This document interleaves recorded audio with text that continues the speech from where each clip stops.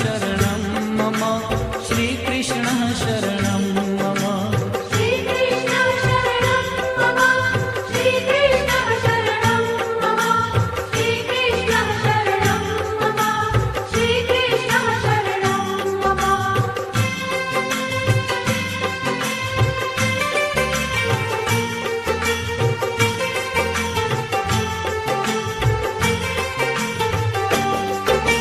कदम्ब केरी डालो बोले श्री कृष्ण शरणं मम जमुना केरी पालो बोले श्री कृष्ण शरणं मम ब्रज 84 कोश बोले श्री कृष्ण शरणं